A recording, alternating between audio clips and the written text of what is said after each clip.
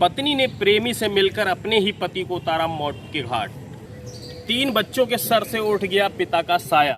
पत्नी के प्रेम में बाधा बन गया था पति। प्रेमी ने कर डाली गोली मारकर हत्या।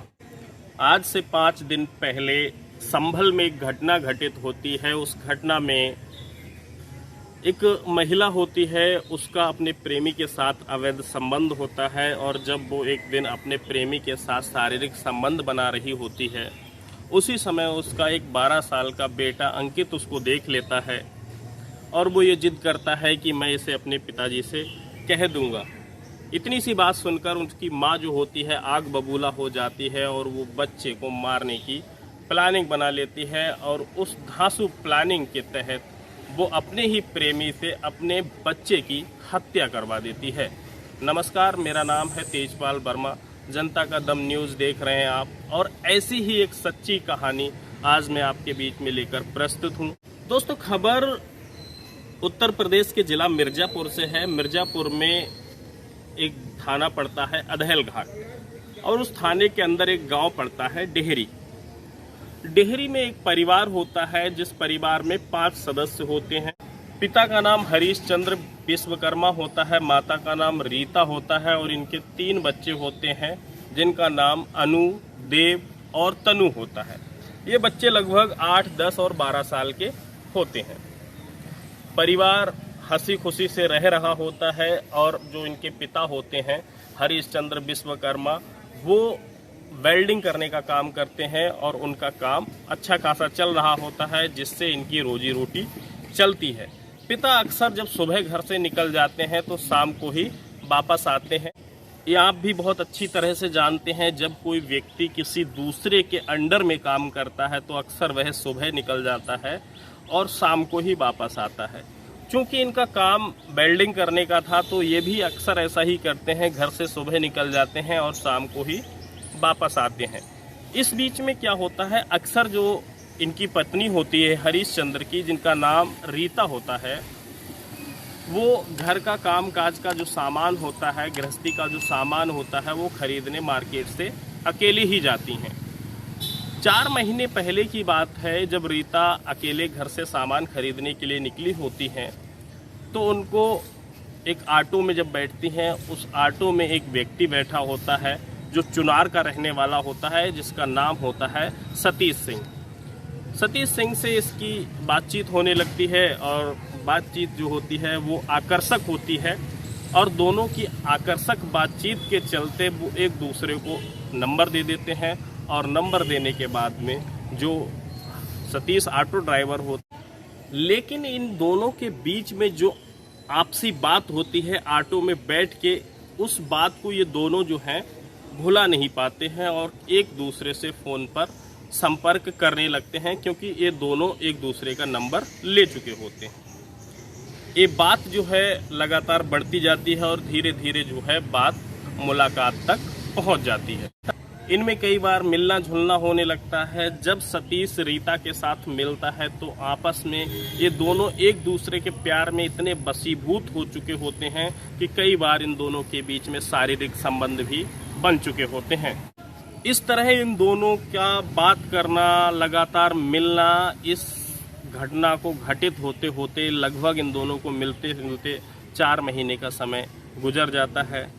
अचानक पति को एक दिन शक हो जाता है और उनको पूरी तरह से पता चल जाता है कि उनकी पत्नी जो है उनकी पीठ पीछे गुल खिला रही है, अर्थात किसी अन्य गैर मर्द के साथ मिलती है और उससे उसके गलत संबंध है, जिससे जो पति होता है वो आक्रोशित हो जाता है और गुस्से में पत्नी को बाहर आने जाने पर रोक लगा देता है। और रोक लगाने के कारण क्या होता है, जो पत्नी होती है वो बहुत ज़्यादा गुस्से में आ जाती है और अपने प्रेमी को फ़ोन करके अपने ही पति की मौत की प्लानिंग रच देती है। दोस्तों, रीता का जो पति होता है जिसका नाम हरीश चंद्र होता है, इनका गांव जो होता है डेहरी गांव से लगभग 4-5 किलोमीटर की दूरी पे एक गांव पड़ता है कटका।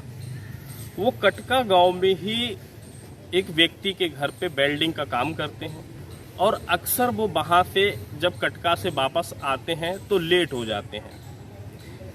एक दिन की घटना है कि जब पत्नी के द्वारा लगातार फ़ोन करके हरीश चंद्र से पूछा जाता है कि आप कितने टाइम आओगे। तो हरीश चंद्र बोल देते हैं बस अभी काम समाप्त होने वाला है और मैं निकलने वाला ही हूँ। इसके बाद फिर से पत्नी रीता का फ़ोन जाता है और हरीश चंद्र से वो एक ही बात पूछती हैं कि आपके आने का निश्चित टाइम क्या है। हरीश चंद्र के द्वारा उसे निश्चित टाइम बता दिया जाता है। उनको नहीं पता था कि मैं अपनी पत्नी को जो टाइम बता रहा हूँ वो टाइम मेरे घर पहुँचने का नहीं है, बल्कि वो मेरी जो पत्नी टाइम पूछ रही है वो मेरी मौत का टाइम है। इधर पत्नी क्या करती है, अपने प्रेमी के साथ यानी कि वही ऑटो ड्राइवर सतीश, उसको बोल देती है कि मेरा पति जो वेल्डिंग का काम करता है वो वहाँ से इस समय पर लौटने वाला है। अब चुनार का रहने वाला जो शख्स होता है ऑटो ड्राइवर सतीश, वो महज उसके गांव से 500 मीटर की दूरी पर डेहरी और परशुराम गांव पड़ता है। उन दोनों के बीच में आकर घात लगाकर बैठते हैं और वो इंतजार करते हैं कि हरीश चंद्र कब वहां से आएगा और कब उसे मौत का घाट उतार दिया जाए। लेकिन मैं आपको बता दूं, इसमें सिर्फ चुनार का रहने वाला ऑटो ड्राइवर ही नहीं होता है, उसके साथ एक व्यक्ति और होता है जिसका नाम होता है परदेसी सहानी। अक्सर आपने देखा है कि जब कोई बड़ी घटना को अंजाम देना चाहता है तो वो अकेले नहीं देता, तो यहाँ पर ये ऑटो ड्राइवर भी यही करता है कि वो अपने एक दोस्त होता है जिसका नाम परदेसी सहानी होता है, उसकी सहायता लेता है और वो उन दोनों को, जो ये दोनों होते हैं, वो उस अकेले व्यक्ति को मारने के लिए निकल पड़ते हैं। समय काफ़ी बढ़ चुका होता है, लगभग रात हो चुकी होती है और उस समय ये जो सतीश होता है और इसका दोस्त दोनों एक हाथ में राइफल लेकर उसका इंतजार कर रहे होते हैं, अर्थात उसे मौत के घाट उतारने की पूरी प्लानिंग पे बैठे हुए होते हैं। तभी जो होता है बाइक से हरीश चंद्र आ रहे होते हैं और नहर के किनारे किनारे, जैसे कि आप इस फोटो में देखिए, ये जो घटना स्थल पे आपको पुलिस दिख रही है ये वही स्थान है, यहाँ नहर का किनारा है। और उस समय क्या होता है, जैसे ही हरीश चंद्र वहां पे पहुंचता है ये दोनों रास्ते में आ जाते हैं और उसको रोक के उनकी गर्दन पे गोली मार देते हैं। व्यक्ति की मौके पे ही मौत हो जाती है। उसके सबको उठाकर, खून से लथपथ होता है हरीश चंद्र, उसको उठाकर ये लोग नहर के किनारे के संतर पर फेंक देते हैं।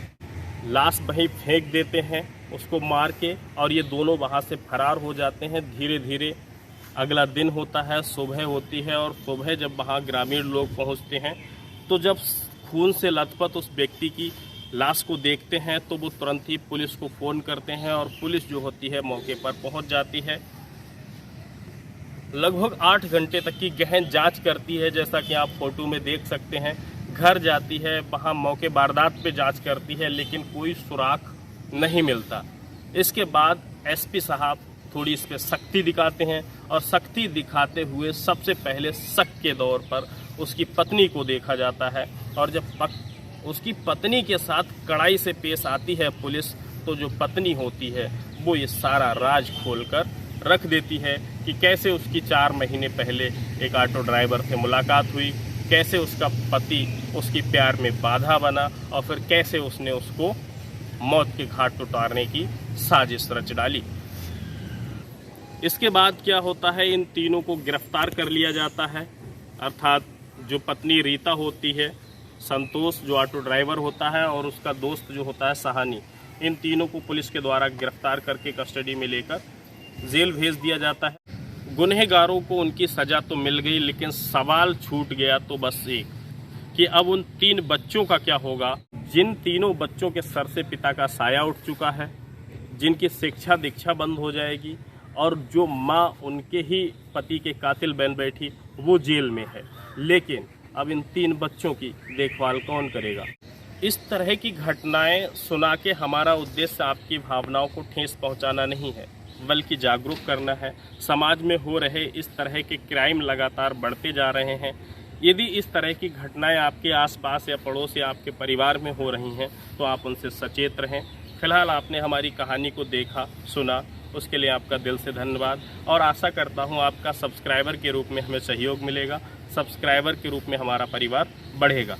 जय हिंद।